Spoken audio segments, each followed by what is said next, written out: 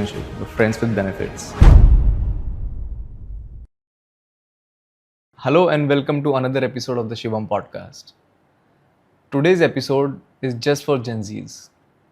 We're gonna discuss about why people are fear of commitment, why situationships are very common nowadays, and why Gen Zs are into casual dating. For this conversation, we have a very special guest, Tanya Kaushik. She is a clinical psychologist and founder of Home of Emotions. So can we all please welcome Tanya Kaushik. Hi Tanya. Hi Shivam. Good? Yeah. Okay. Topic सबको पता ही है आज हम लोग क्या बात करना चाहते हैं. Correct. तो initially I will start from that what is modern dating according to you. Okay, modern dating I guess relationships के काफ़ी मायने बदल गए हैं. टॉकिंग जब हम पहले की बात करते हैं और आज की बात करते हैं तो मॉडर्न डेटिंग में आजकल काफ़ी टर्म्स आ गए हैं. सिचुएशनशिप आ गया है, हुकअप कल्चर आ गया है, कैजुअल डेटिंग आ गया है, प्रॉपर रिलेशनशिप आ गया है, कमिटमेंट एक नया टर्म निकल के आया है. ये सब टर्म पहले अगर हम हमारे पेरेंट्स से पूछें उस टाइम पे तो सुने नहीं थे मैंने. लेकिन हाँ, आज की जो जेनजी वाली जो पॉपुलेशन है उसमें डेटिंग को मॉडर्न डेटिंग भी बोल दिया है. सो आई थिंक मॉडर्न डेटिंग अलग से ही अपना ही एक टॉपिक है. मतलब मॉडर्न डेटिंग कुछ है नहीं, सिर्फ डेटिंग है वो. हाँ, सिर्फ डेटिंग है. जहाँ पे कमिटमेंट इश्यूज आ जाते हैं, जहाँ पे हुकअप कल्चर आ जाता है, जहाँ पे सिचुएशनशिप्स आ जाती हैं, जहाँ पे काफ़ी सारा डर आ जाता है, वल्नरेबिलिटी ना शो करने का, इमोशंस एक्सप्रेस ना कर पाने का. That is what modern dating is. But आपने अभी बोला था कि नया चीज, नए टर्म्स आए, जैसे सिचुएशनशिप्स आया है और हुकअप कल्चर आया है, कमिटमेंट आया है. कमिटमेंट तो स्टार्टिंग से ही है ना. कमिटमेंट स्टार्टिंग से है, लेकिन कमिटमेंट वाली जो चीज़ है ना, पहले क्या होता था, नॉर्मली फैमिलीज मिलती थी, अरेंज मैरिजेस होती थी, इंसान के पास ऑप्शंस नहीं होते थे, डेटिंग एप्स नहीं होती थी. आजकल डेटिंग एप्स आ गई है. पहले डेटिंग एप्स नहीं होती थी. इंसान को ना मतलब ये बोला जाता था कि इससे तेरी शादी होने वाली है. उसके पास कोई चॉइस नहीं होती थी. अब चॉइसेस हो गई है. वहाँ से ओवरवेलमिंग बढ़ गई है. लोगों के पास चॉइस, जिसको ना हमारे टर्म में चॉइस ओवरलोड बोलते हैं. ठीक है, अगर मुझे ये नहीं पसंद आ रहा तो शायद मुझे कोई और मिल जाएगा. आजकल लोग डेटिंग ऐप पे जाते हैं और क्वालिटीज़ वहाँ पे ऑलरेडी मेंशन्ड होती हैं, जैसी इंसान को चाहिए. कुछ एक्सप्लोर करने को नहीं रह जाता. मुझे चाहिए कि बंदा ना एक्सट्रोवर्ट होना चाहिए, बाहर जाने वाला होना चाहिए, थोड़ा एक्सप्रेसिव भी होना चाहिए. आजकल डेटिंग ऐप्स पे सब डाल सकते हो. आप अपनी आवाज़ रिकॉर्ड करके भी डाल सकते हो, आप फोटोज़ भी डाल सकते हो, आप वीडियोज़ भी डाल सकते हो. कुछ एक्सप्लोर करने को. और मान लो कि बंदे ने वहाँ पे फेक कर दिया, फिर क्या करोगे? फिर वहाँ से लोग भागते हैं. ठीक है, फिर जाते हैं वो, फिर वो सिचुएशनशिप आ जाती है, क्योंकि इमोशनल अटैचमेंट तो आ गई ना. तो वहाँ से आ जाते हैं फिर कमिटमेंट इश्यूज, कि बंदे ने तो ऐसा लिखा हुआ था साइट पे, अब उसने ये ऐसे पैटर्न शो किए हैं, अब क्या करें. तो वहाँ से फिर कमिटमेंट इश्यूज आ जाते हैं. पहले की अगर बात करें तो चॉइस ही नहीं होती थी. उसी के साथ रहना है, उसी को एक्सप्लोर करना है, उसी की नापसंद पसंद हमें पूछनी है, तो एक्साइटमेंट रहती थी, क्यूरियोसिटी रहती थी. और अगर कोई प्रॉब्लम आ रही है तो उनको ये बोल दिया जाता था कि बेटा तुझे तो इसी के साथ ही रहना है, अब तू इसको कैसे भी सॉर्ट आउट कर. Which is unhealthy also but healthy also at some point, क्योंकि वहाँ से उन लोगों में टॉलरेंस ज़्यादा थी. आजकल की जनरेशन में, even I belong to this generation, but still tolerance कम है. और यही सबसे बड़ी प्रॉब्लम है कि कोई भी अपने आप को एक्सप्रेस ही नहीं करना चाहता. कोई भी मेहनत नहीं करना चाहता कि मुझे क्या ढूंढना है, मुझे क्या चाहिए लाइफ में. ज़रूरी नहीं है ना कि आप एक्सट्रोवर्ट हो तो आपको भी एक्सट्रोवर्ट की ज़रूरत है. सही बात है ना. मतलब मैं personally I am very outgoing, but ज़रूरी नहीं है कि मेरे साथ वही बंदा फिट बैठेगा जो आउटगोइंग हो. What if I want peace in life, क्योंकि मैं खुद बहुत आउटगोइंग हूँ, तो I have to come home to peace. So I wanted someone जो इंट्रोवर्टेड हो थोड़ा सा, जो सिर्फ मुझसे ज़्यादा बात करे, बाकी लोगों से ना करे, क्योंकि मैं काफ़ी हूँ उसके लिए, जो मेरे लिए लिसनर हो. ठीक है. सो आई थिंक जो ऑपोजिट अट्रैक्ट वाली थ्योरी है ना, वो सच्ची होती है. आजकल बहुत लोग बोलते हैं कि नहीं ऐसा नहीं होता, मेरे जैसा इंसान ही मुझे मिलना चाहिए, वही सही रहता है. To some point, not always.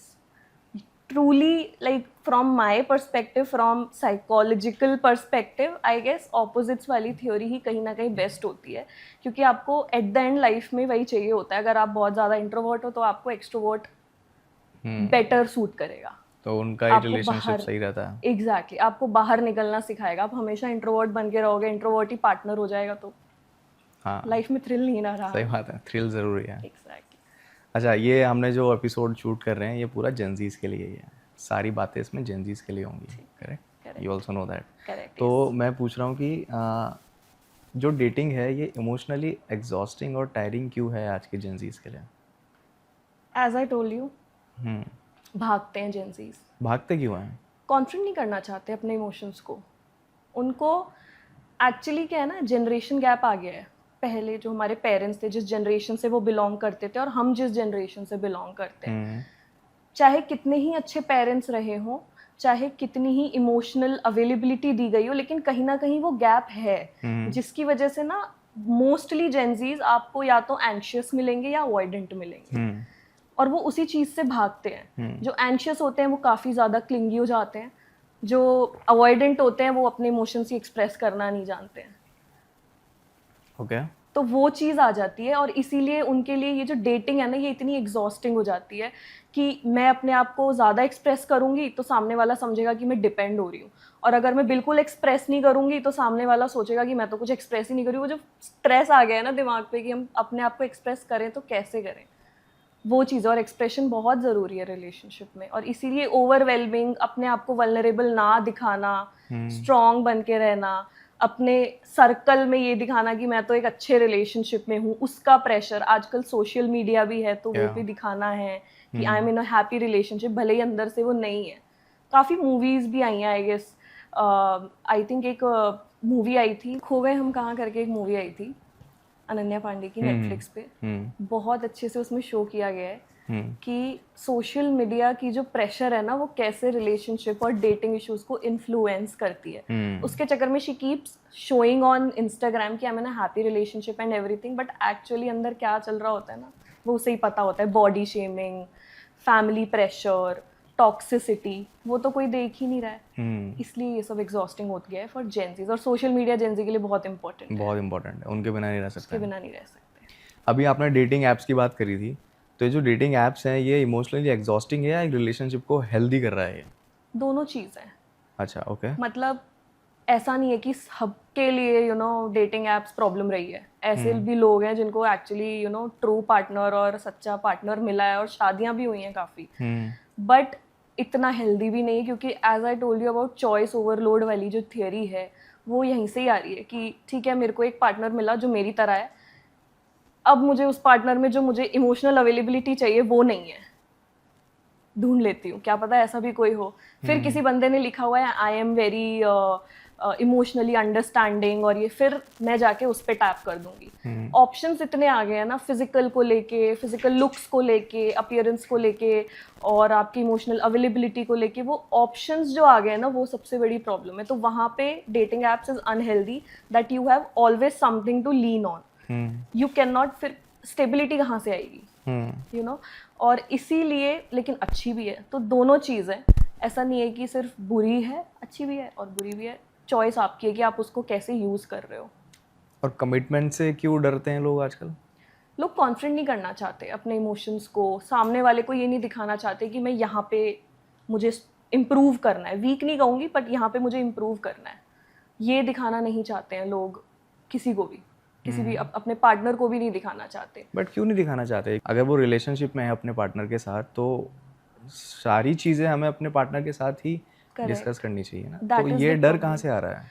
ये डर यहाँ से आ रहा है कि उनको लगता है कि व्हाट इफ दैट पार्टनर जज मी और वो मुझे छोड़ दे, तो वो फियर ऑफ अबैंडनमेंट, ओके, वो है बहुत ज़्यादा है। जितने सेशंस ले रही हूँ, मेरे पास मोस्टली जेंजीज हैं, सबका यही प्रॉब्लम है। हर जेंजी को फियर ऑफ अबैंडनमेंट है।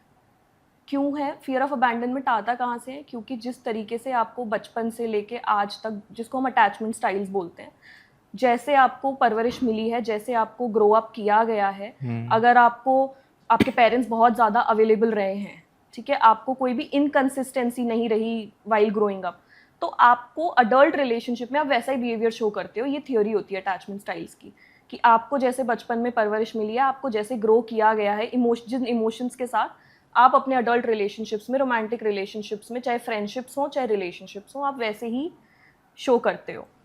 अगर किसी के पेरेंट बहुत ज़्यादा अवेलेबल रहे हैं, उनके लिए हमेशा रहे हैं, तो वो बंदा ट्रस्ट बहुत इजीली डेवलप कर लेता है रिलेशनशिप्स में।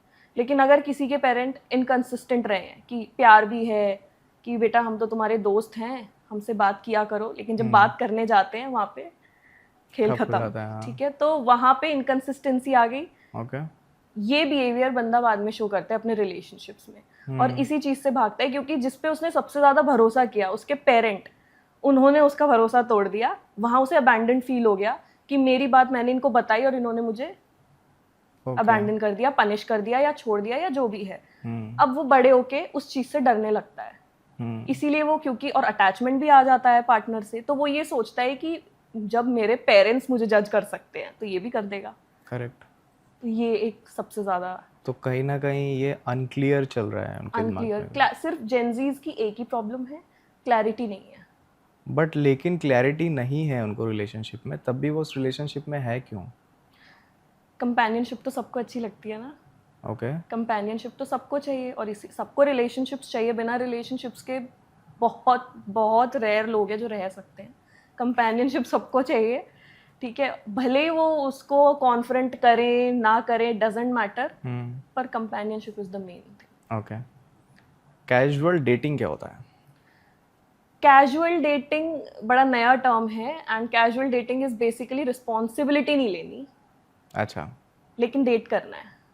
रिस्पॉन्सिबिलिटी किस चीज़ की नहीं लेनी है? जो एक रिलेशनशिप में आती है, जब इंसान ये बोलता है कि मैं इसकी गर्लफ्रेंड हूँ, या ये मेरी गर्लफ्रेंड है, या ये मेरा बॉयफ्रेंड है, या ये मैं इसका बॉयफ्रेंड, वहाँ से उस टर्म से भी काफ़ी रिस्पॉन्सिबिलिटी आती है। अच्छा। कि आप कहीं जा रहे हो, आप फ्रेंड्स में बैठे हो, या आप कहीं पे भी हो, तो वो ऑटोमेटिकली जो उस रिलेशनशिप को लेके, जैसे मैं अपनी मम्मी के साथ कहीं जा रही हूँ तो it's my responsibility to take care of her, और it will be her responsibility to take care of me. ये सब रिस्पॉन्सिबिलिटी इंसान लेना नहीं चाहता, जेंजीज लेना नहीं चाहता है। जेंजीज लेना नहीं चाहते, अच्छा, डरते हैं। ओके। तो ये कैजुअल डेटिंग है कि मतलब ना फ्रेंडशिप है ना रिलेशनशिप है, बस डेट कर रहे हैं, कैजुअली डेट कर रहे हैं। जो रिलेशनशिप वाले सारे बेनिफिट्स हैं वो चाहिए, लेकिन उसको लेबल नहीं देना, लेबल से डरते हैं, नाम नहीं देना। मतलब this is more of a physical relationship, friends with benefits. Not more of a physical relationship और फ्रेंड्स विद बेनिफिट्स, ऐसा नहीं है, इमोशनल अटैचमेंट होती है, पर उसको नाम नहीं देना, नाम से डरते हैं। क्यों? मतलब ये मेरे को समझ नहीं आ रहा है, नाम क्यों नहीं देना चाहते हैं वो लोग? जब वो लोग इमोशनली भी कनेक्ट हो रहे हैं एक दूसरे से, उनको कंपेनियनशिप भी चाहिए, बट एक गर्लफ्रेंड और बॉयफ्रेंड का नाम नहीं देना है, नहीं। बस बाकी सब चीज़ें वो ही हैं। हाँ, फिजिकल रिलेशनशिप है, सब कुछ इमोशनली है, एक सब दूसरे कुछ पे है। डिपेंड कर रहे हैं, बाहर जा रहे हैं, खा पी रहे हैं, सब कुछ। करेक्ट। और ऐसा भी नहीं है कि कोई और रिलेशनशिप में जा सकते हैं, उसमें ही रहेंगे, हाँ एक दूसरे के साथ रहेंगे, बस वो कैजुअल डेट बोल दिया। हाँ, क्योंकि ना वहाँ से कमिटमेंट वाली चीज़ आ जाती है। अच्छा। लड़कियां जो होती हैं, women, they are emotionally stimulated, men are more physically stimulated. Okay. ठीक है, विमेन को चाहिए कि बंदा इमोशनली अवेलेबल हो। मैं भी, और आपने देखा होगा लड़कियां भी काफ़ी इमोशनली एक्सप्रेसिव होती हैं, लड़के नहीं होते हैं, हाँ। लड़के नहीं होते हैं। क्यों? क्योंकि अगर वो एक्सप्रेस कर रही हैं तो उन्हें सामने उनका बंदा ऐसा चाहिए जो उसको समझ सके और एक्सप्रेस भी करे। यूजुअली रिलेशनशिप में प्रॉब्लम भी यही आती है कि माय हस्बैंड और my boyfriend don't know how to express. उनको ये लगता है कि क्या अगर मैं इस रिस्पॉन्सिबिलिटी को अच्छे से नहीं निभा पाया तो, किसी किसी के फैमिली इश्यूज भी होते हैं। जैसे मान लो कि उनके फादर या मदर अपना रिलेशनशिप अच्छे से नहीं निभा पाए, तो उन्हें ये डर रहता है कि हूँ तो मैं इन्हीं की बेटी, हूँ तो मैं इन्हीं का बेटा। एक तो वो एक फैक्टर होता है। दूसरा फैक्टर ये होता है कि किसी का मतलब while growing up they have, उनके फ्रेंड्स रहे हैं, उनके रिलेशनशिप्स रहे हैं, और उनका एक वो पैटर्न उन्होंने खुद नोटिस किया है कि मैं किसी के भी साथ नहीं रह पाता हूँ। एनीवेज, जो भी चीज़ वो बड़े होके दिखा रहे हैं वो आता तो बचपन से ही है। करेक्ट। वो इंस्टेबिलिटी बचपन से ही आई है और अब भी वही चल रही है। और जब तक वो खुद को कॉन्फ्रंट नहीं करेंगे, खुद को, उनको पता है कि प्रॉब्लम क्या है, पर प्रॉब्लम का सोल्यूशन नहीं करना, क्योंकि उसमें ना मेहनत लगती है इमोशनली, और इमोशनल कॉन्फ्रंटेशन जितना ईजी है बोलने में, उतना करने में इतना ईजी नहीं होता है, खुद को एक्सेप्ट करना। ओके। सो इसीलिए लोग कमिटमेंट से डरते हैं, क्योंकि वो ये सब रिस्पॉन्सिबिलिटी नहीं लेना चाहते हैं। उन्हें लगता है वो जो फियर है ना कि what if I fail, what if मैंने रिस्पॉन्सिबिलिटी ली पर ये उसके अकॉर्डिंग नहीं हुई जैसे वो चाहती है कि मैं लूँ। Exactly. They want to express their needs, but they are not that much of willing to understand what other person needs, because they fear that what if, क्योंकि कोई बोल देगा तो फिर आपको करना पड़ेगा। But Correct. आपको पता है शायद कि मेरे अंदर वो कैपेसिटी नहीं है अभी to manage that responsibility, right, and that's why they fear all this. Okay. अच्छा, ये सिचुएशनशिप्स क्या होती हैं? सिचुएशनशिप इज ना तो फ्रेंडशिप है ना रिलेशनशिप है. सारी चीज़ें रिलेशनशिप जैसी हैं, पर बस उसको बोलना नहीं है कि हम रिलेशनशिप में हैं. अच्छा, एफर्ट्स वही डाल रहे हैं बट लेकिन कमिटमेंट नहीं है अभी. इमोशनल अटैचमेंट भी है, सब कुछ है, पर कंफ्यूज्ड है कि आए रिलेशनशिप में, मतलब इसको टैग बेसिकली टैग दें या ना दें, करें या ना करें, बट चीज़ें तो वही हैं सारी. सब कुछ हो रहा है. Label label is the problem. Label के साथ रिस्पॉन्सिबिलिटी आती है, कमिटमेंट आती है, वो इशू है. फियर्स काफ़ी सारे हैं. Fear to express, fear to be vulnerable, fear to get insecure, fear to get reject, fear of abandonment. अगर साइकोलॉजिकली देखा जाए तो ऐसा दिमाग में क्यों होता है लोगों की कि ये सब चीज़ें वो लोग कर रहे हैं? पैटर्न्स होते हैं, चाइल्डहुड पैटर्न्स होते हैं, लाइफ पैटर्न्स होते हैं, मोस्ट प्रोबेबली चाइल्डहुड पैटर्न्स होते हैं. इसी वजह से वो शुरू से दिमाग में चल रहा होता है कि अगर मेरे पापा नहीं कर पाए तो मैं कैसे कर पाऊँगा. अगर मैंने एक्सप्रेस कर दिया जहाँ मुझे मेरे पेरेंट्स ही नहीं एक्सेप्ट कर पाए, व्हाट इफ़ ये भी मुझे एक्सेप्ट नहीं करेगी, व्हाट इफ़ ये भी मुझे एक्सेप्ट ना करे, व्हाट इफ़ इसको ये प्रॉब्लम इतनी ज़्यादा. और कई बार ऐसा भी होता है कि मान लो मैंने अपने पार्टनर से कोई बात की, उसने पहले ही मुझे बोल दिया कि यार मुझे ना ऐसी लड़कियां पसंद नहीं है जो बहुत ज़्यादा ऐसे बाहर ज़्यादा जाती हैं या सोशल मीडिया पे बहुत ज़्यादा पोस्ट करती हैं, ये करती हैं, पर वो एक्चुअली ऐसी ही है. वो अपना वो साइड दिखाना ही नहीं चाहेगी उसको, क्योंकि उसे पहले ही मिल गया है हिंट कि इसको ये पसंद नहीं है. बाकी चीज़ों में he is very nice, he is kind of partner जो वो चाहती है, बट क्योंकि वो साइड वो उसे दिखाना नहीं चाहती, तो इसलिए वो वहाँ पे वो अनश्योरिटी, अनक्लैरिटी आ गई कि मैं इसको एक्सप्रेस करूँ ना करूँ, तो वो डर आ गया, इसलिए वो दिमाग में रह गई चीज़. ओके, आपने बोला पैटर्न्स होते हैं, तो वो चाइल्डहुड से ही लेके कहीं ना कहीं वो अभी आके ग्रो हो Attached जाता होते है. हैं, बट yes. मैंने तो ऐसा भी देखा है, काफ़ी मेरे फ्रेंड्स हैं कि पहले वो एक हेल्दी रिलेशनशिप में थे, स्टार्टिंग से उन लोग का रिलेशनशिप चल रहा था, बट फिर ब्रेकअप हुआ, फिर ट्रस्ट इश्यूज आ जाते हैं ऑब्वियसली, लड़के को या लड़की को, किसी को भी.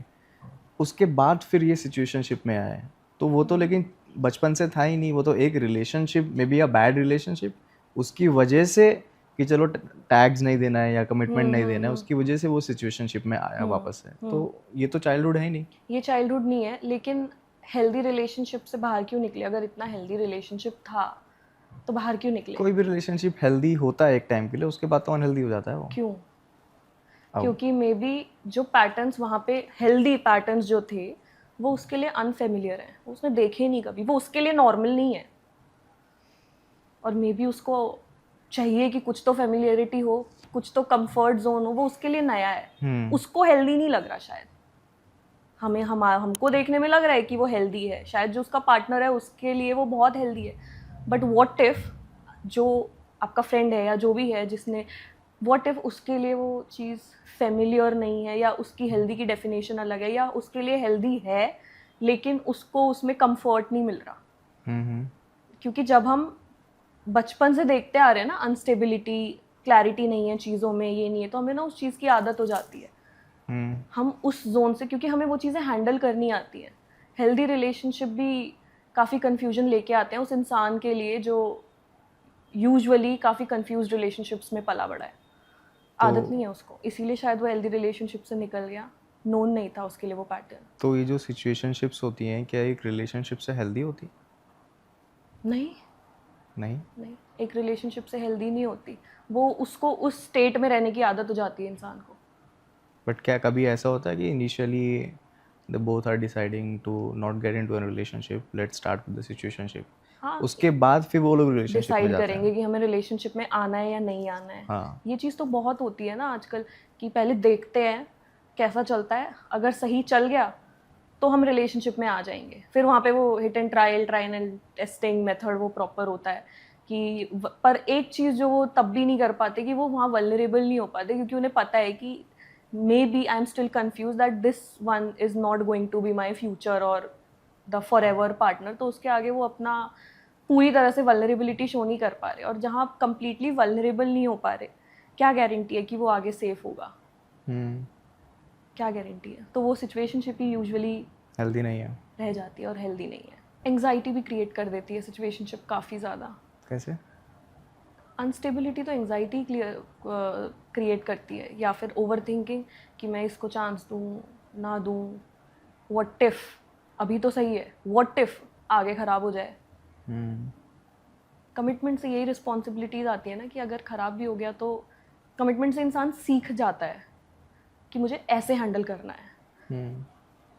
आजकल आई डोंट नो, लोगों को वो सीखना नहीं है, जेनजी को सीखना नहीं है, देन एफर्ट्स नहीं डालने उस चीज़ के लिए। Then there is no love, प्यार तो कोई है ही नहीं, क्योंकि पहले तो वो लोग ट्राई कर रहे हैं कि शायद ये इंसान मेरे लिए है या शायद वो इंसान मेरे लिए नहीं है, तो पहले तो वो ट्रायल मेथड हो गया, उसके बाद वो रिलेशनशिप में आ रहे हैं, लेकिन वो शायद जो बीच में है उसकी वजह से I don't think so there is love, you think there is any love? Emotional dependency को लोग प्यार समझ रहे हैं कि मैं इसके बिना नहीं जी सकता, मैं इससे प्यार करता हूँ।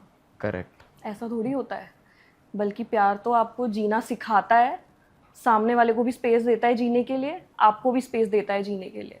लोगों को लगता है कि मैं इसके बिना नहीं जी सकता, that's why I love him और I love her, but that's not actually true.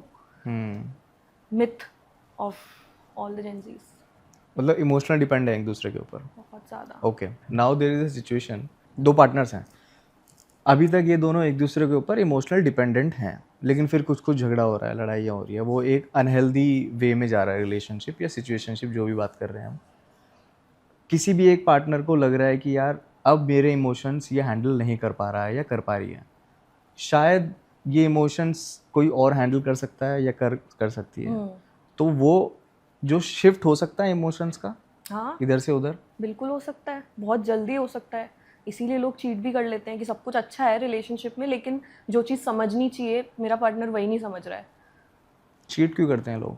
इसीलिए करते हैं क्योंकि कोई ना कोई नीड ज़रूर है जो पूरी नहीं हो रही, और वो आपकी, पता है, कभी भी आप रिलेशनशिप में आते हो ना, तो आपको अपने नॉन नेगोशिएबल सेट कर लेने चाहिए। इंसान जब फर्स्ट डेट पे जाता है तो वो ये तो पूछ लेता है कि आपको क्या पसंद है, आप कहाँ रहते हो, आप क्या करते हो, ठीक है, वो तो शायद तुमने चैट्स में भी पूछ लिया होगा, बट तुम बेसिक कि मैं I do like you, but these are my 5 non negotiables जो मैं एक रिलेशनशिप में बिल्कुल नेगोशिएट नहीं कर सकती, वो बात फर्स्ट डेट पे हो जानी चाहिए।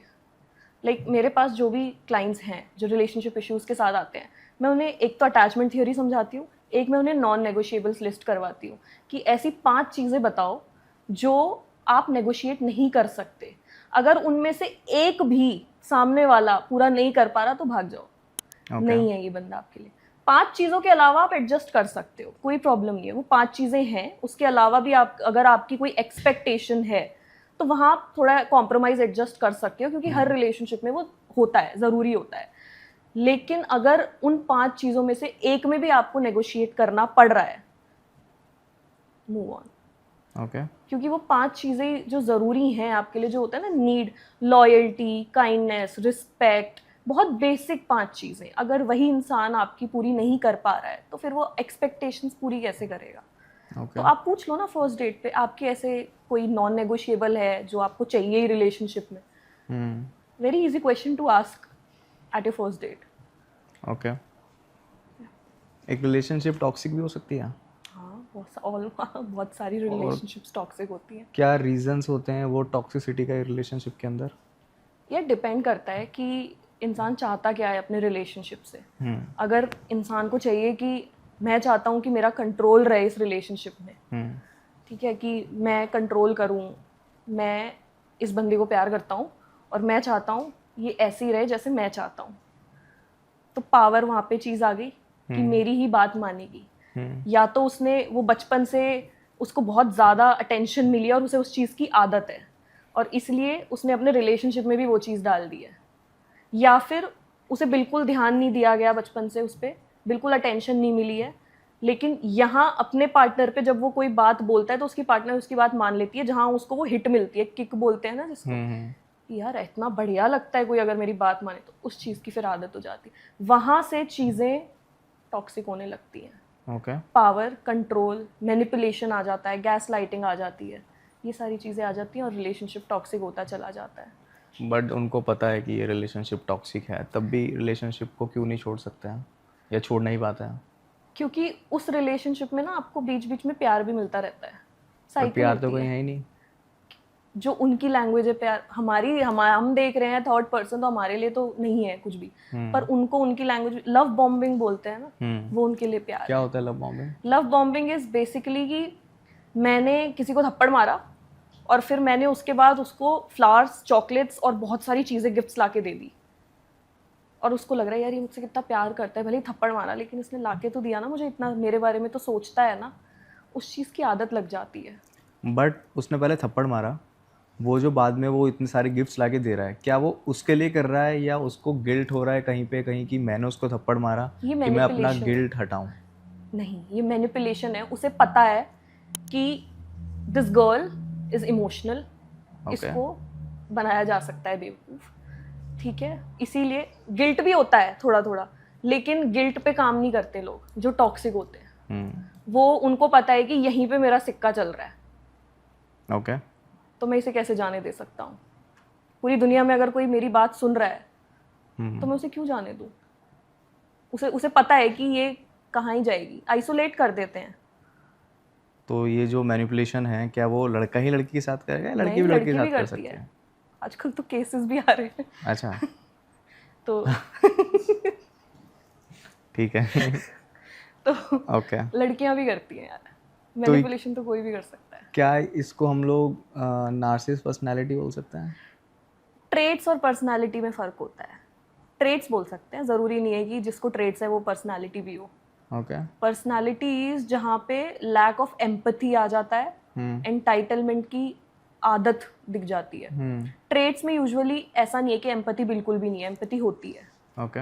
जैसे कि एक पार्टनर शायद सही में अच्छा है, लेकिन वो कुछ उसमें ट्रेट्स हैं सिर्फ पावर के, डोमिनेंस के, उसके अंदर वो चीज़ नहीं है, वो सिर्फ आपके साथ ऐसा है। जो पर्सनैलिटी होती है ना, वो सबके साथ वैसी ही होती है। Oh okay. वो पर्सनैलिटी ही ऐसी है उसकी।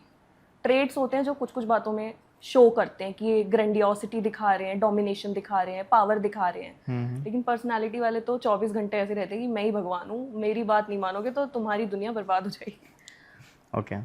And what are the biggest red flags that young people ignore today? I think what young people ignore today is कि जो इमोशनल मैच्योरिटी है ना, वो लोग देखना भूल जाते हैं। ठीक है, बातों पे यकीन कर लेते हैं, पैटर्न्स नहीं देखते, पैटर्न्स इग्नोर कर देते हैं। सबसे ज़्यादा बड़ा रेड फ्लैग यही है, वो ये नहीं देखते कि जो इंसान सामने वाला बोल रहा है, जिसको आप अपना पार्टनर बनाने वाले हो, जो वो बोल रहा है, उसके कहने और करने में वो जो चीज़ है वो मैच हो रही है या डिफरेंस आ रहा है। They just trust the words, वहाँ से उनको अश्योरेंस मिल जाता है। बिकॉज लोगों को वैलिडेशन पसंद होता है, वर्बल वैलिडेशन। ओके। और किसी भी स्ट्रेंजर से अगर अटेंशन मिल रही है तो इतना ज़्यादा एडिक्टिव क्यों लगती है? डोपामीन हिट मिलती है जब आप किसी रिलेशनशिप में हो। कई बार क्या होता है ना कि suppose if I am in a relationship, मेरा बंदा भी मुझे तारीफ करते करते, मेरी वैलिडेशन देते देते बोर हो जाएगा एक टाइम पे। मैं खुद उससे मांगते मांगते बोर हो जाऊंगी कि यार ये वही 2-4 शब्द बोलेगा। लेकिन अगर कोई स्ट्रेंजर मेरी तारीफ करेगा तो मुझे लगेगा इट इज समथिंग न्यू। लेकिन अगर वही चीज़ बोल रहा है वो तो? आपका पार्टनर नहीं, जो स्ट्रेंजर है वो वही चीज़ बोल रहा है जो आपका पार्टनर बोल रहा है। पार्टनर ने 10 बार बोल दिया, बोर हो गया अभी, लेकिन एक स्ट्रेंजर सेम चीज़ आगे बोल रहा है, लेकिन उसने पहली बार बोला है और तुम एक स्ट्रेंजर से सुन रहे हो, तो तब भी वो एडिक्टिव लगेगा? हाँ, क्योंकि ना आपको पता होता है कि मेरा पार्टनर तो ये बात बोलता ही है, आप उस चीज़ से बड़ा कंफर्टेबल हो जाते हो।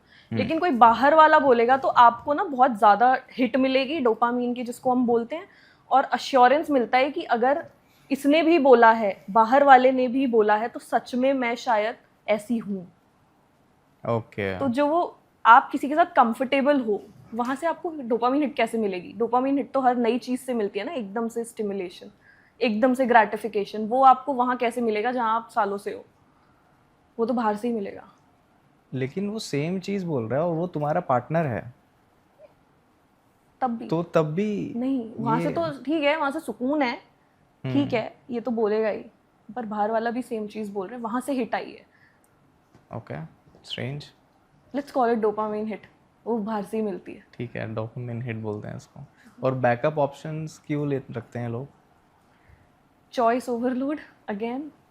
बहुत ज़्यादा ऑप्शंस हो गए हैं लोगों के पास, उनको परफेक्शन के पीछे भागते हैं लोगों को लगता है कि अगर ये नहीं ये नहीं ये नहीं तो फिर ये अगर ये काम नहीं किया तो मेरे पास ऑप्शन है, मैं हिंज पे जाके देख लूँगी, अगर इसने इस चीज़ ने काम नहीं किया तो कोई और मिल जाएगा यार। तो ऑप्शन इतने हो गए हैं ना, इसलिए लोग और कहीं ना कहीं ये ऑप्शन पता है लोगों को हमारे पास ऑप्शंस हैं, इसलिए वो जो उनकी लॉयल्टी है वो ख़राब हो रही है। एग्जैक्टली प्लस कंपैरिजन, बहुत ज़्यादा कंपैरिजन आ गया है कि मेरी फ्रेंड का बॉयफ्रेंड है, मेरे फ्रेंड की गर्लफ्रेंड है, वो तो ऐसी है, वो तो वैसी है, तो वहाँ से शायद मुझे भी मिल जाए। वो जो फॉल्स एक्सपेक्टेशंस आ गई है ना कि मतलब एक तो वो डर कि मैं क्यों इतनी मेहनत लगाऊं इस रिलेशनशिप में जब मुझे कुछ और अच्छा मिल सकता है, जब उसे मिल गया तो मुझे भी तो मिल सकता है। ओके, तो that is that. And why do main do not express emotionally? Main don't express because उनको बचपन से वही सिखाया जाता है। आई थिंक बहुत बार ये बोला गया कि मेन डोंट क्राई, ठीक है, अरे लड़के रोते नहीं है, लड़के रोते नहीं है, बट अगर लड़के रोएंगे नहीं या एक्सप्रेस नहीं करेंगे अपने इमोशंस को तो लड़की समझेगी कैसे? या ठीक है, वो स्पेस ही नहीं, वो नहीं खुलते तो फिर लड़की भी नहीं खुल पाती है कि यार ये एक्सप्रेस नहीं कर रहा है। हाँ, बट ऐसा नहीं है कि जो एक्सप्रेस नहीं कर रहा वो किसी भी तरीके से एक्सप्रेस नहीं कर रहा, फिर लैंग्वेज की बात हो जाती है। क्या पता वो एक्सप्रेस कर रहा है पर उसकी लैंग्वेज अलग है, और ज़रूरी नहीं है ना कि वो वर्बली एक्सप्रेस करता हो। व्हाट इफ वो अपने एक्शन से एक्सप्रेस कर रहा है या कोई और लैंग्वेज है उसकी जिसके तरीके से वो एक्सप्रेस कर रहा है, तो वी नीड टू अंडरस्टैंड कि उनकी लैंग्वेज क्या है टू एक्सप्रेस। और वो तभी आती है जब आप क्लियरली बैठ के कम्युनिकेट करते हो, तो कम्युनिकेशन गैप तो इशू है ही आजकल। और एक्शंस क्या हो सकते हैं एक मेल के एक रिलेशनशिप में रहते हुए towards the female? Actions as in, अभी जैसे आपने एक्शंस की बात करी हाँ कि वो हो सकता है वर्बली ना बोले बट उसके एक्शंस बोल रहे हो। हाँ। सो जैसे लव लैंग्वेजेस होते हैं, ठीक है, लव लैंग्वेजेस भी बहुत सारी होती हैं, acts of service, quality time, physical touch और वर्बल रीअश्योरेंस और लाइक दैट, ठीक है।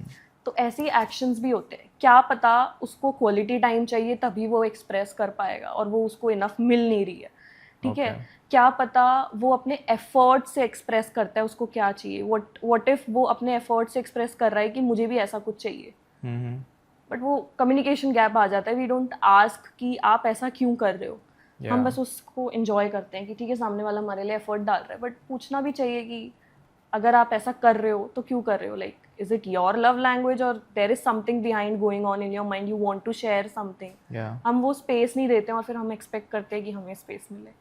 तो we need to give space to even man. और चाइल्डहुड एक्सपीरियंस कितना ज़्यादा अभी जो रिलेशनशिप में है कितना अफेक्ट कर सकता है? चाइल्डहुड रिलेशनशिप्स तो बहुत इफेक्ट करते हैं हमारे अडल्ट रिलेशनशिप में। पूरा अटैचमेंट स्टाइल आपका चाइल्डहुड से बनता है। Okay. 4 तरह के अटैचमेंट स्टाइल्स होते हैं आपके। एक तो आपका एंग्शियस अटैचमेंट स्टाइल होता है, अवॉइडेंट अटैचमेंट स्टाइल होता है, सिक्योर होता है और फियरफुल होता है। So fearful attachment style is push and pull, on and off, surety नहीं होती कि जाऊँ ना जाऊँ, करूँ ना करूँ, ठीक है। और ये सारे अटैचमेंट स्टाइल बचपन से बनते हैं। मेरे पेरेंट्स अगर इनकंसिस्टेंट रहे हैं, कभी प्यार, कभी कि तूने ऐसा क्यों कर दिया, मतलब डरा के भी रखा है और प्यार भी किया है, तो वहाँ बहुत ज़्यादा इनकंसिस्टेंसी रही है, एक बिहेवियर फ्लो में नहीं रहा, वहाँ मुझे एंग्जाइटी रहेगी, वहाँ मैं एंग्शियस अटैचमेंट शो करूँगी अपने रोमांटिक रिलेशनशिप में या फ्रेंडशिप्स में भी। मैं बहुत ज़्यादा क्लिंगी हो जाऊँगी अपने फ्रेंड्स पे। मुझे एक अगर मैंने एक मैसेज दिया और उसका तुरंत रिप्लाई नहीं आया तो मुझे एंग्जाइटी हो जाएगी कि यार क्यों ऐसा, क्या पता वो क्या सोच रहा है, कैसे बिहेव कर रहा होगा, क्या रिएक्ट किया होगा उसने, मैं बोलूँ या नहीं बोलूँ। इमोशनल डिपेंडेंसी बहुत ज़्यादा आ जाती है वहाँ पे, फियर ऑफ अबैंडनमेंट आ जाता है, ठीक है। और अवॉइडेंट इज बेसिकली जहाँ पे इंसान अपनी बात छुपाता है। men are usually avoidant, usually, not always, सारे मैन अवॉइडेंट नहीं होते, बट काफ़ी अवॉइडेंट होते हैं जो सोचते हैं कि मैं नहीं बताऊंगा कुछ तो चीज़ें बैलेंस आउट रहेंगी, क्योंकि ये खुद ही इतनी एंशियस है, अगर मैंने भी अपना शो कर दिया तो चीज़ें चलेंगी कैसे, तो वो अपने अंदर रख के चलते हैं। ओके। और fearful is push and pull, nothing is sure, nothing is unsure, वही रिलेशनशिप में दिखता है। और सिक्योर में तो सब कुछ सही है तो आगे भी सब सही रहता है। सिक्योर वाला बंदा अपने पार्टनर को भी सिक्योर बना देता है। Okay, and what exactly is anxiousness in relationship? So basically I texted my partner कि कुछ भी मैंने टेक्स्ट किया, उनका रिप्लाई बैक नहीं आया, मुझे एंग्जाइटी हो गई कि मैं ओवर थिंक करने लग गई, मेरे दिमाग में चीज़ें चलने लग गई, वर्स्ट केस सिनेरियोज जिसको हम कैटास्ट्रोफाइजिंग बोलते हैं वो चलने लग गया कि क्यों, क्या, कैसे हो रहा है, अगर उसने ऐसे कोई किसी और के साथ होगा, ठीक है, कहीं और होगा, इधर उधर होगा, मुझे क्यों नहीं बता रहा है, मैं उसकी प्रायोरिटी नहीं हूँ, ये सब थॉट्स आने लगते हैं। दूसरी चीज़, मैं क्लिंगी हो जाती हूँ, ठीक है, मैं बार बार मतलब मैं उस पर इतना इमोशनली डिपेंड हो गई हूँ कि सामने वाले को भी स्पेस नहीं मिल रही है, सामने वाला घुटन फील कर रहा है कि यार इसके लाइफ में मेरे अलावा कुछ है भी, राइट। खुद की लाइफ नहीं होती, फिर वही मेरी लाइफ है, मेरा पार्टनर। अब वो भी मुझे छोड़ के जा रहा है, मुझे एक्सप्रेस नहीं कर रहा है, मुझे बता नहीं रहा है, तो शायद मेरे अंदर कमी है। और why do some people need constant reassurance that they are loved? सबको चाहिए, आई गेस सबको चाहिए, जो अवॉइडेंट है उनको भी चाहिए, जो एंशियस हैं उनको भी चाहिए, सबको रीअश्योरेंस चाहिए, क्योंकि सबको ये एक होता है ना कि हाँ ठीक है, मैं जो कर रही हूँ या मैं जो कर रहा हूँ वो सही जा रहा है। तो वो कांस्टेंट रीअश्योरेंस तो सबको चाहिए, बस कोई एक्सप्रेस कर देता है, कोई एक्सप्रेस नहीं कर पाता है। Okay. And how can someone heal after a toxic relationship? Give yourself time to grieve what people do wrong. आजकल सबसे ज़्यादा रीबाउंड्स, बहुत गोइंग ऑन वर्ड है रीबाउंड। क्या होता है? रीबाउंड इज बेसिकली आप एक टॉक्सिक रिलेशनशिप से निकले और फिर आप किसी के साथ हुकअप में चले गए, या फिर आप किसी और के साथ अपना फिजिकल रिलेशनशिप्स में हो, या फिर आप नॉर्मली कैजुअली किसी को डेट करने लग गए। वहाँ पे क्योंकि आपको वो वॉइड फिल करनी है, आप एक रिलेशनशिप से बाहर आए हो, आपको आदत है उस तरीके से रहने की, अब वो आपका डेली रूटीन बिगड़ गया, वो पैटर्न बिगड़ गया, तो उस पेन को फिल करने के लिए, उस पेन को अवॉइड, बेसिकली अवॉइडेंट टेक्निक है ये, उसको अवॉइड करने के लिए आप दूसरे रिलेशन में आ गए जो आपका कमिटेड नहीं है, जहाँ पे बर्डन नहीं है कोई भी चीज़ का, लेकिन आपको वही चीज़ें हो रही हैं जो आपके रिलेशनशिप्स में थी। आपको रोज़ गुड मॉर्निंग के टेक्स्ट आ रहे हैं, आप रोज़ बात कर रहे हो, आपको जो एक हिट मिलती है रिलेशनशिप में रह के वो मिल रही है, सारे फ़ायदे हैं, लेकिन बस रीबाउंड है, बस आपका वो वॉइड फील कर रहा है, आपका वो पेन से बचने का, जो आप टॉक्सिक से निकल के आए हो, उस पेन को अवॉइड करने का रीबाउंड एक तरीका होता है। बट क्या वो हेल्दी है मेंटल हेल्थ के लिए? नहीं, वो बिल्कुल हेल्दी नहीं है मेंटल हेल्थ के लिए, बिकॉज और ज़्यादा अनसर्टेनिटी क्रिएट कर देता है वो, और ज़्यादा रिलेशनशिप्स पे क्वेश्चन पैदा कर देता है वो, और बहुत ज़्यादा इमोशनल हेल्थ को भी इफ़ेक्ट करता है, आपकी भी करेगा और जो आपके साथ इन्वॉल्व है उसकी भी करेगा। ज़रूरी नहीं है ना आपने सामने वाले को बताया हो कि मैं टॉक्सिक रिलेशनशिप से बाहर आई हूँ या आया हूँ, right. And what if that person is dependent on you, what if that person is expecting more out of you but you are not ready for it, it's just a rebound. और कभी कभी तो हमें खुद भी नहीं पता होता कि ये मेरे लिए रीबाउंड है, बाद में पता लगता है। रीबाउंड में आप यूजुअली ऐसे लोग अट्रैक्ट करते हो जो आपको पता है आपके टाइप के नहीं है यूजुअली। Okay, why? क्योंकि आपको बस नॉर्मल अपना पेन अवॉइड करना है, आपको थ्रिल चाहिए थोड़ा सा लाइफ में, आपको वो पेन नहीं चाहिए, आपको वो कॉन्फ्रंटेशन नहीं चाहिए, तो इसलिए आप ऐसे ही लोग अट्रैक्ट करते हैं। आपको उस बंदे के साथ लाइफ नहीं बनानी, बस आपको एक तरीका चाहिए जिससे आपका मन डिस्ट्रैक्ट हो जाए, डिस्ट्रैक्शन टेक्निक है। ओके। सेल्फ रिस्पेक्ट की कितनी इंपॉर्टेंस होती है रिलेशनशिप में? बहुत ज़्यादा इंपॉर्टेंस होती है। लोगों को लगता है कि एक रिलेशनशिप में तो सैक्रिफाइस करना पड़ता है, पर उन्हें नहीं समझ आता कि सेल्फ रिस्पेक्ट का सैक्रिफाइस नहीं करना होता। अगर आप अपनी ही रिस्पेक्ट मेंटेन नहीं कर पाओगे तो ये एक्सपेक्ट करना कि आप सामने वाले की कर लोगे, वो पॉसिबल नहीं है। ओके। ना आप रिलेशनशिप की कर पाओगे रिस्पेक्ट, ना आप सामने वाले की रिस्पेक्ट कर पाओगे अगर आप अपनी ही मेंटेन नहीं कर पा रहे हो। सेल्फ रिस्पेक्ट सैक्रिफाइस करना सो दैट कि मेरा रिलेशनशिप चल जाए, वो गलत है। और अगर सामने वाला होने भी दे रहा है ऐसा, तो वो तो रिलेशनशिप ही गलत है फिर। तो फिर तो आपको सोचना पड़ेगा इस बारे में, बट हम रियलाइज़ नहीं करते। टॉक्सिक रिलेशनशिप्स में यूजुअली यही होता है। और कब इंसान को पता होना चाहिए कि this is the time to walk away? I think जब आपको ये दिखने लग जाए कि ये जैसा बोलता है वैसा करता नहीं है, या ये जैसा बोलती है वैसा करती नहीं है, इसके ये बोलती तो कुछ और है, करती कुछ और है, इनकंसिस्टेंसी इतनी है इसके बिहेवियर में, और मतलब अगर मैंने इसको बोला कि just give me some time, और वो बोल रहा है कि हाँ I will give you time, but actually में दे नहीं रहा है, प्रायोरिटी आपको नहीं बनाया हुआ है, कर कुछ और ही रहा है, समझ जाओ। मतलब एक red flag is not the sign कि मूव आउट और something like that, but see the patterns कि वो कितनी बार कर रहा है। Okay. बस एक वो होप होती है, जो शायद आपने जो पूछा कि टॉक्सिक रिलेशनशिप से लोग बाहर क्यों नहीं निकल पाते, क्योंकि होप होती है कि शायद ही अच्छा हो जाए, शायद 2 साल पहले मैं इससे जैसे मिली थी, like recently I had a case जिसमें द गर्ल सेड दैट जब मैं इनसे मिली थी, मेरे जो जिनसे वो अटैच्ड है, जब मैं उनसे मिली थी, तो वो बहुत ज़्यादा, मतलब उस टाइम पे मुझे इमोशनली काफ़ी मुझे ऑफ़र किया था, इमोशनली अवेलेबल थे, लेकिन फिर थोड़ा सा गैप आया, और जब भी मैं उन्हें बोलती हूँ कि लेट्स मीट, वो मुझे मिलने को राज़ी नहीं होते, मिलते ही नहीं है। Okay. ठीक है, मैं चाहती हूँ कि अब भी वो वैसे हो जाएं, शायद वो वैसा हो जाएगा, शायद वो वैसा, वो शायद है ना, व्हाट इफ वो वन टाइम हो उसका वो एफर्ट, ज़रूरी नहीं है ना कि वो उसकी कैपेसिटी हो वो बिहेवियर शो करने की, व्हाट इफ वो वन टाइम एफर्ट उसने डाला हो। अब वो जो शायद अब बीच बीच में वो बंदा आता भी है उसकी लाइफ में, उसे बोलता है, उसे अश्योर करता है, उसे वो इमोशनल स्पेस प्रोवाइड करके जाता है, लेकिन वो उसको अलाउ नहीं कर रहा उसकी इमोशनल स्पेस में आने के लिए। Okay. आ गई ना इनकंसिस्टेंसी। इसी चीज़ से सबसे वो होप तो है, लेकिन हाँ कि व्हाट इफ, बट ज़रूरी नहीं है ना कि जो 5 साल पहले था वही अब होगा। अब देखो 5 साल में तो वो बिहेवियर कंसिस्टेंट रहा ही नहीं है, तो पहले की बात तो छोड़ दो, अभी की सोचो। Okay. और एक हेल्दी रिलेशनशिप कैसी दिखती है? हेल्दी रिलेशनशिप इज़ बेसिकली जहाँ पे पहली बात तो आपकी सेल्फ रिस्पेक्ट मेंटेन की जा रही है, ठीक है, आपके ओपिनियंस की रिस्पेक्ट की जा रही है, अगर आपने कुछ बोला है तो उसके अकॉर्डिंग चीज़ हो रही है या नहीं हो रही है, लेकिन आपको सुना जा रहा है और उसको ध्यान में रख के ही कुछ किया जा रहा है। Okay. ठीक है, जहाँ पे आपको एक स्पेस प्रोवाइड की जा रही है कि आप अपने इमोशंस एक्सप्रेस कर सकते हो, और जहाँ पे आप भी सामने वाले को स्पेस दे रहे हो कि वो भी अपने इमोशंस एक्सप्रेस कर सकता है। Okay. आपने अपनी नीड्स क्लियर की हुई हैं, उन्होंने अपनी नीड्स क्लियर की हुई हैं, और उसके अकॉर्डिंग रिलेशनशिप चल रहा है। आप वल्नरेबल हो सकते हो, सामने वाला भी वल्नरेबल हो सकता है। अगर सिर्फ आप वल्नरेबल होते रहोगे और सामने वाला सिर्फ लेता रहेगा, तो मतलब healthy relationship should be like give, not give and take. लोगों को लगता है कि गिव एंड टेक चलता है, बट ऐसा नहीं है, गिव होना चाहिए। दोनों को ये नहीं होना चाहिए कि मैंने तेरे लिए ये किया, तूने मेरे लिए क्या किया। Right. दोनों को ये होना चाहिए, मैंने तेरे लिए किया, तूने मेरे लिए किया, बात खत्म। That's all. गिनवाना भी क्यों है, और Right. करते रहो एक दूसरे के लिए। That is what healthy relationship Yeah. Is.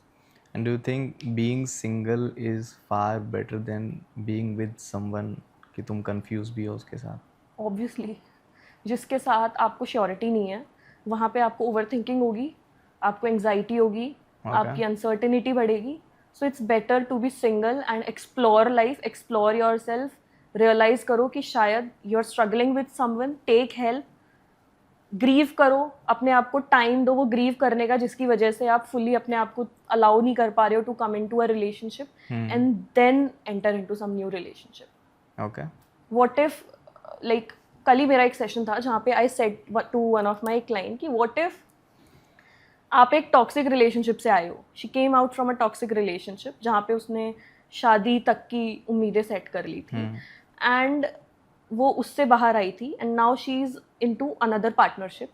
उसने अपने आप को 1-2 महीने का टाइम दिया था, Yeah. But yesterday only she told me कि तान्या, ये जो फ्रीडम मुझे फील हो रही है ना टॉक्सिक रिलेशनशिप पे बाहर आने के बाद, ये मेरे लिए बहुत नई है। मैं बड़ा मज़ा आ रहा था, मुझे ना बड़ा इन्जॉय कर रही थी मैं, लेकिन अब पता नहीं क्यों मुझे ऐसा लगता है कि I don't find man attractive. Why? Because शायद मैंने ना, मेरे लिए वो डेफिनेशन अलग है अट्रैक्टिव की।